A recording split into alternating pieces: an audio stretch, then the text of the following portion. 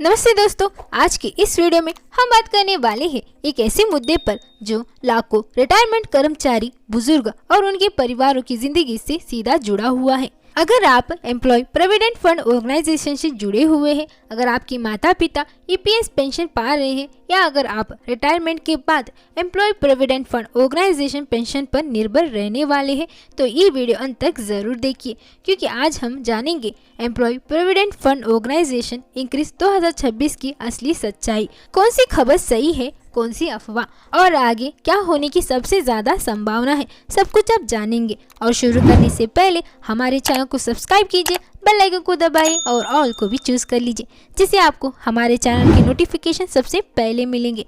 तो चलिए बिना देरी के शुरू करते हैं। दोस्तों, अभी ईपीएस 95 योजना के तहत पेंशनरों को न्यूनतम सिर्फ 1000 महीने पेंशन मिलता है। सोचा जाए तो आज के समय में 1000 में ना दवाई आती है, ना राशन, ना बिजली बिल। इसीलिए देश भर के पेंशनर सालों से मांग कर रहे हैं कि पेंशन बढ़ाइए, और ये सिर्फ पेंशन बढ़ाइए ही बनकर रह गया है। और वही पिछले कुछ महीनों से आपने भी सुना होगा कि employ provident fund organisation minimum pension 7500, EPS pension 10,000, employ provident fund organisation pension hike 2026 confirm हो गई है। ये सारे सोशल मीडिया पर दावे हो रहे हैं। और वही जनवरी 2026 से पेंशन बढ़ गई, 7500 या 10,000 मिलने लगेंगे।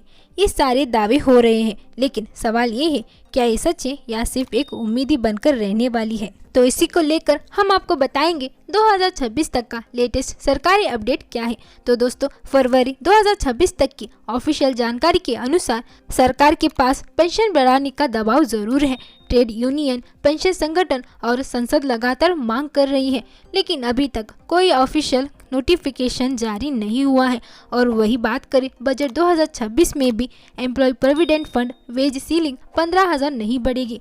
न्यूनतम पेंशन बढ़ाने का स्पष्ट ऐलान नहीं हुआ, लेकिन मिनिस्टर ने संसद में साफ कहा कि मामले पर विचार चल रहा है, लेकिन अभी कोई तय तारीख नहीं है। और वही बात करें सोशल मीडिया की खबरें क्यों फैल रही हैं, तो असल में दोस्तों कुछ प्रस्ताव अंदरूनी चर्चों में है कि 7500 रुपए की पेंशन का सुझाव दिया गया है और डीए जोड़ने की भी बात चल रही है, लेकिन प्रस्ताव और फैसला दोनों अलग चीज है। इसीलिए जब तक एम्प्लॉय प्रोविडेंट फंड ऑर्गेनाइजेशन या पीआईबी से नोटिफिकेशन ना आए, कोई भी दावा पक्का नहीं माना जा सकता। और वही अगर सरकार न्यूनतम पेंशन बढ़ाती है तो सबसे बड़ा फायदा मिलेगा 1000-2000 पेंशन पाने वाले बुजुर्गों को, विधवा पेंशनरों को, विकलांग पेंशनरों को और कम सैलरी पर काम करने वाले कर्मचारियों को। उदाहरण के तौर पर अगर किसी ने 25-30 साल नौकरी की है तो पेंशन बढ़कर 3000 से 9000 तक भी जा सकता है। सैलरी और सर्विस पर निर्भर करेगा ये। और क्या पेंशन बढ़ने के लिए कुछ कारण होंगे? तो अभी के लिए नहीं,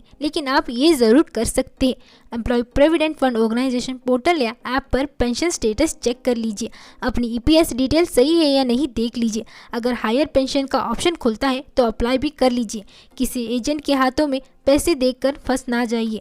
अगर पेंशन बढ़ती है तो एम्प्लॉय प्रोविडेंट फंड ऑर्गेनाइजेशन अपने आप अमाउंट अपडेट कर देगी।